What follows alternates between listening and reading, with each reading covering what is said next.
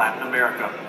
Also co-founder of Roots of Hope, a nonprofit focused on empowering Cuban youth through technology, and previously I served in the Obama White House. I'm honored to moderate today's discussion with our two distinguished panelists whose work I've greatly admired and followed in promoting human rights throughout Latin America and around the world. Our first panelist is Jorge Castañeda, Foreign Minister of Mexico from 2000 to 2003, an independent candidate for President of Mexico in 2006, and currently a board member of Human Rights Watch, one of the leading human rights organizations in the world. Our second panelist is José Miguel Vivanco, Executive Director of Human Rights Watch's Americas Division, and previously an attorney for the Inter-American Commission on Human Rights at the Organization of American States. Given recent events in Venezuela, our topic today is a very timely one, and we're going to focus on how governments, human rights groups, and innovation can combine to address some of the most pressing issues of today. After the Arab Spring, we all know how tech can empower ordinary citizens to organize, mobilize, and document in support of human rights. And specifically in the Western Hemisphere and Latin America, we've seen how citizens with a mobile phone, active on social media, can become digital activists whose posts can easily go viral within seconds. Now, more than ever before, it's almost impossible for human rights abusers and oppressors to go unnoticed. And in the next half hour, we'll talk with two acclaimed experts in the field on how innovation is redefining how we combat human rights abuses. To kick things off, I want to ask our first question to Jorge. During your time as Foreign Minister of Mexico, you made human rights central to Mexico's foreign policy, probably more so than any prior administration. Your work to end the war on drugs, your collaboration with the United Immigration reform policies as just a couple examples. Why was this so important to you, and how did you build the case within Mexico's establishment that promoting human rights globally could be in the best interest of Mexico's government locally? Well, it's two different issues, Felicia. The first one is they attached a great deal of importance to human rights in Mexico's foreign policy because I was convinced that as Mexico was just beginning to put an end to its authoritarian rule, which had lasted 75 odd years, I was convinced that if we didn't anchor Mexico's transition to democracy and to respect for human rights in a series of international instruments, conventions, oversight, etc., scrutiny, we were in serious danger of backtracking. And the only thing we had really was to engage with governmental and non-governmental human rights organizations from the very beginning. President Fox's practically his first act, the presidential act in office, was to sign an agreement, the first agreement ever, with the High Commissioner for Human Rights from the United Nations to open an office in Mexico and to sign an agreement with them, and this is a governmental body. And very soon we invited Ken Roth and José Miguel, and people from José Miguel a little bit later, and people from Amnesty International to view Mexico. Now, how did I sell this to Mexican society? Basically, I didn't.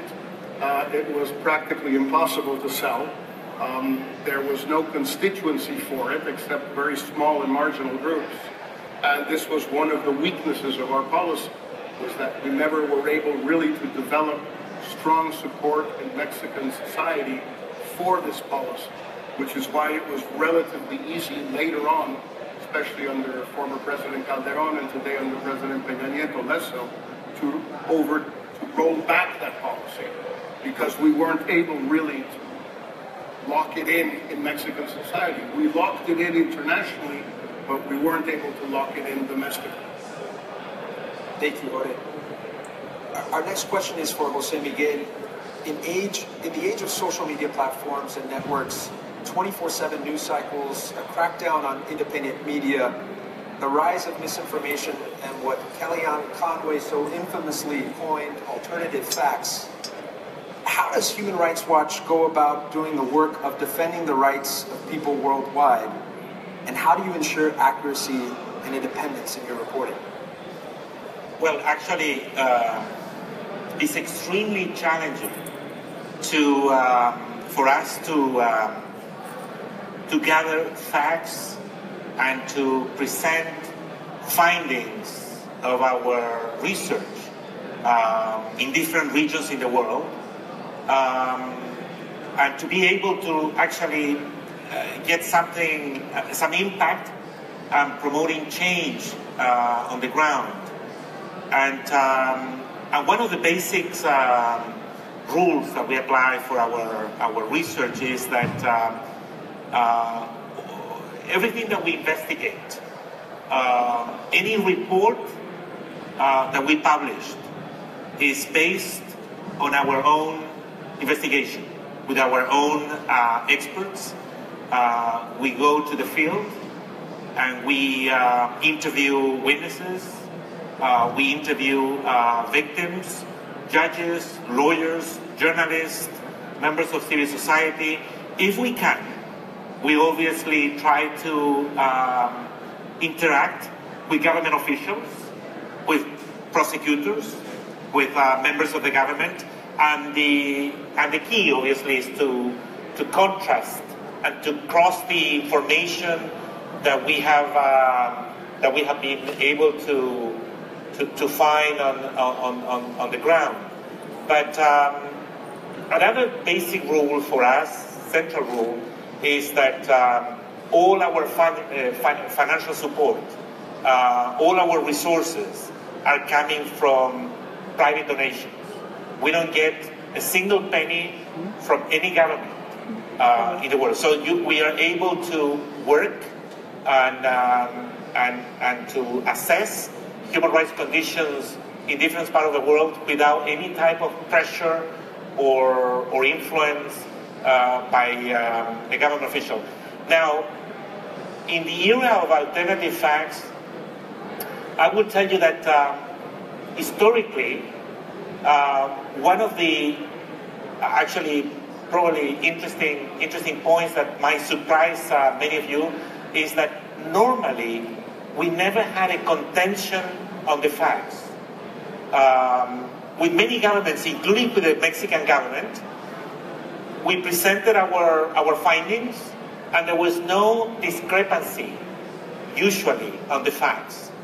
The whole debate was about the remedies, what are the best policy prescriptions that could address the problem.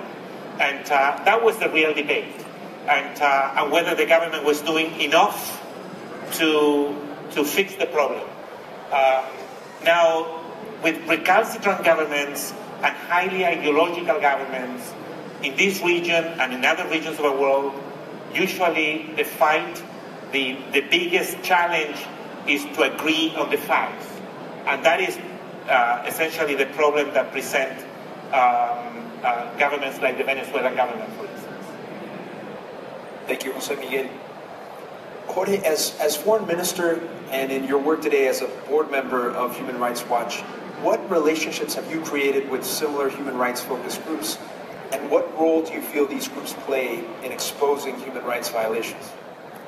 Well, I've had the opportunity, obviously, mainly to work with Human Rights Watch, and not just with board members, but more importantly with the staff. In particular with Jose Miguel, we've been able to work very closely together on issues such as Mexico, Colombia, Venezuela, Cuba, and a few other places in Latin America, because when a board member at Human Rights Watch wants to, it is very easy. The organization facilitates close cooperation between board members and the staff. Most board members have other things to do. I really don't, so I can just do that, and I'm very happy to just do that. With other groups, I have obviously some kind of relationship with international groups such as Amnesty International and a few others. And domestically in Mexico, I've tried to have as much of a relationship with on-the-ground human rights organizations. But unfortunately, in a country like Mexico, these organizations, while they're full of very brave people, very altruistic people, they're very small. They often don't last long. There's a lot of high turnover at these organizations, so it's not easy. In a sense, Human Rights Watch and Amnesty International very often do the work that ideally local organizations should be doing, but can't for a number of reasons. Absolutely. Just as a follow-up, and to dig a little deeper on that, what role do you think large tech companies like Google Ideas or Facebook, Twitter can be doing to better partner with governments and NGOs in support of human rights and to expose the abusers? Well, I think, that these, especially companies that have to do with communications, with social media, with high technology of photography, etc., satellite imaging, etc., can really do an enormous amount of work with the existing organizations, not instead of them, in terms of naming and shaming. What Human Rights Watch does, and Amnesty also basically, is name and shame. At the end of the day, when governments are going to refrain from human rights violations, it's going to be because the cost of carrying them out is greater than the cost of stopping to do it. And the way you make that cost go up is by naming and shaming constantly. And businesses or companies like Facebook, Twitter, the other ones that are owned by Facebook, etc., Google and others, can do an enormous amount of work in that sense. They're doing a little bit of it, but in many cases, unfortunately, they cave in to the authoritarian governments like the Chinese, on occasion like the Russians, because these are huge markets for them. At the end of the day, these social media companies are big business, with a little bit more, a little bit less of a social conscience, but not a whole lot anyway. Jose Miguel, in your experience, what are the most pressing human rights issues in the Americas today? And how are you using some of the new innovative approaches to address these issues? Look, by far, in this region, Felice, the most difficult case and the most dangerous one from a human rights perspective is Venezuela. Venezuela is run by dictatorship and with a tremendous concentration of power, where there are no actually institutions capable to prevent or sanction, punish abuses committed by the current government. The police, the Bolivarian police, together with colectivos, which are sort of gangs of pro-government delinquents who are entitled to carry weapons and shoot to kill, are operating today on the streets of Venezuela. There is a tremendous degree of censorship, and there is a sense that the government is just clinging to power, willing to use any repressive tool available to them to stay in power. But also the attitude of the government in terms of propaganda is so aggressive that they are in total denial. When you show in Venezuela that there is tremendous shortages of medicine and food, the government is in denial. The government argues that there is no such a crisis. There is not evidence of a humanitarian crisis, for instance. We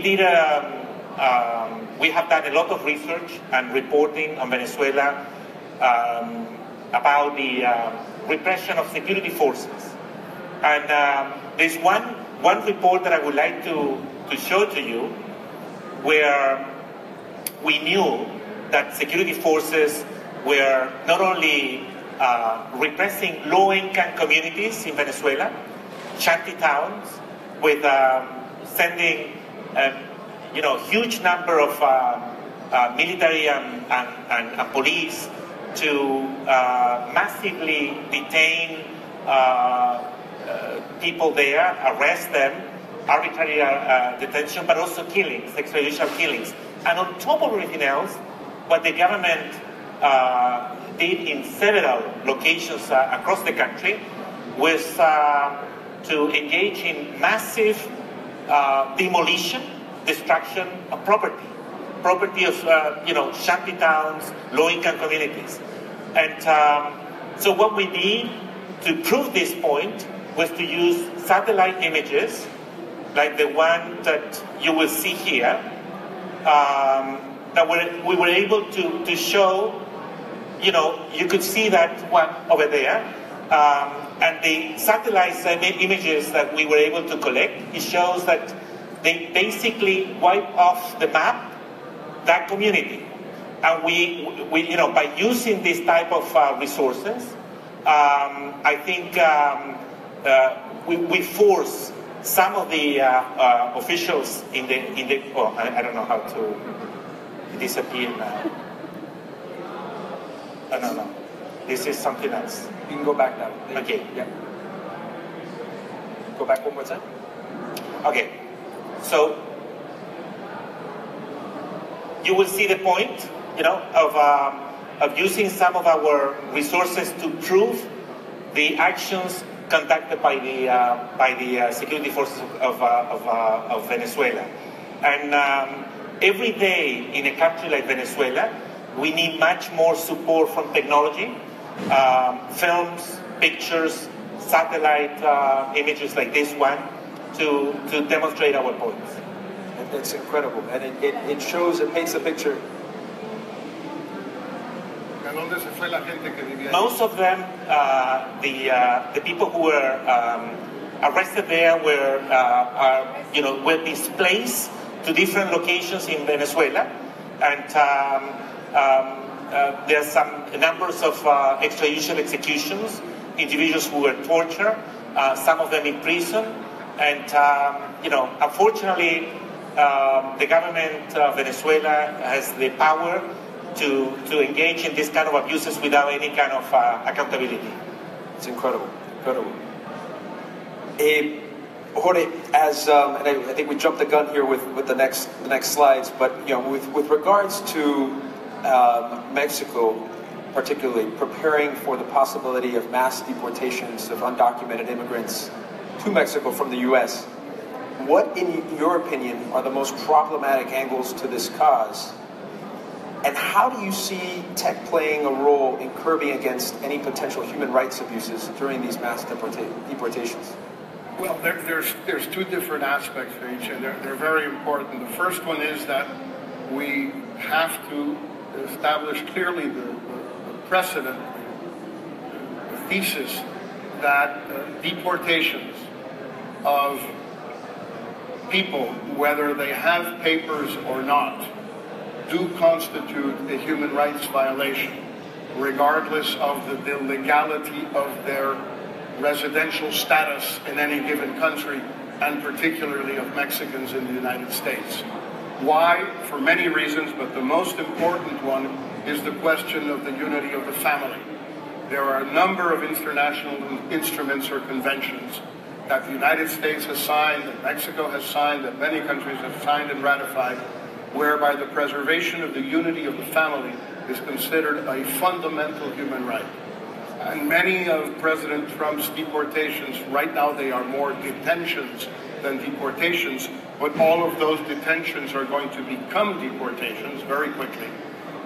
Separate families, because these are the Mexicans who are being detained and deported are people who arrived 10, 15, 20 years ago, who still have no papers, but they're not people who crossed last week, and they have a family here. They have children, they have a wife or a spouse, they're settled in, they have a neighborhood, they have roots, and those roots and those lives are broken up by deportation. So first, it is a fundamental human right to preserve the unity of the family, regardless of the legal status, legal residential status of any member of that family. Now, second, how can technology help? Time is of the essence in the legal fight against deportation.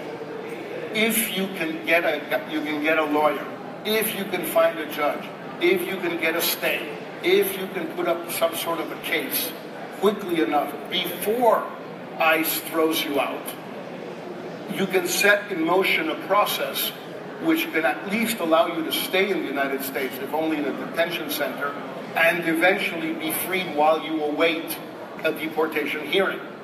That's where cell phones, pictures, social media all come in.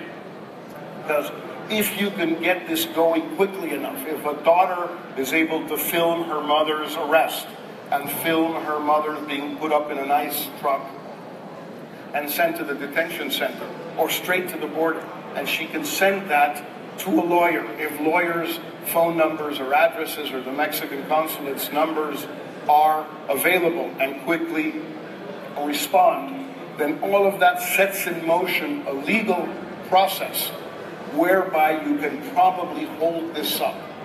You're not going to win every case. That's just not going to happen. But by slowing it down, you can win many more cases. And ICE and the government, what they want to do, of course, is to speed it up as much as possible so that you can't get a lawyer, so you can't find a judge, so you can't get a stay. And that's where the social media and where technology comes in, fundamentally through communication. Absolutely, absolutely. Thank you, Jose Miguel. We've seen how Human Rights Watch is using innovative research tools and the impact that this is having on exposing human rights abuses. What's next for Human Rights Watch in the Americas and in using innovative new technologies to advance greater respect for human rights? Well, we are always looking for different ways, and ideally the most persuasive ways to corroborate our findings. As I showed you before, pictures or films. Or, it's not just a question of testimonies, because many times a recalcitrant government could argue that those testimonies are isolated, anecdotal information that is not showing a pattern or a practice of abuses committed in the government. So the business of deny this reality is a very, very serious challenge. So our latest innovation is to use drones to investigate some human rights abuses. So I'm not sure. Satellite imagery gives us. Why don't we watch this film? It's very short, and it will show you how drones could be used to investigate human rights abuses. When there's extensive clouds, we just can't see what's happening underneath. Oh, that's ideal. The satellite imagery is also limited in the resolution that we can actually expect. The most important part, you have to have a clean lens. And that's when we need something different. We need some new technology.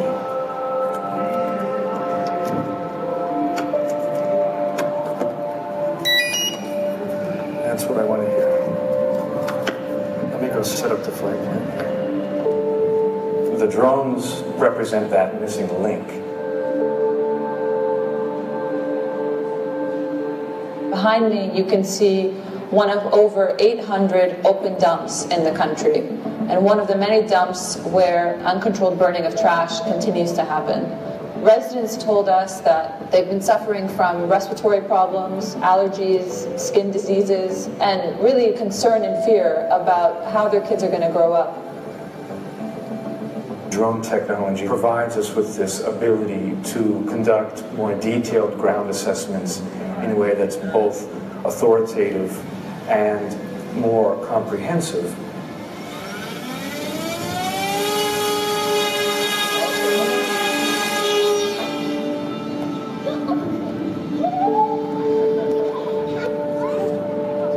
It's taking a series of aerial photographs. Each picture is giving us a little piece of the larger photo mosaic that we'll construct once it's finished. What the drones allow us to do is conduct detailed aerial surveys underneath the clouds and at a resolution that would be impossible with any other method.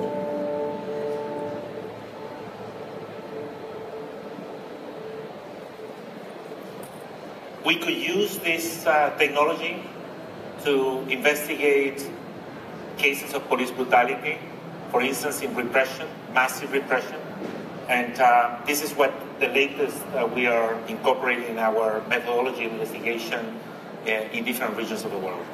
Thank you, Jose Miguel. Unfortunately, that's all the time that we have for today's discussion, but I think after hearing the testimony from Jorge and from Jose Miguel and those incredibly impactful images, you can see the amazing work of Human Rights Watch using technology to be able to defend our most basic human rights and also expose those who abuse those same rights. Let's keep the conversation going using the hashtag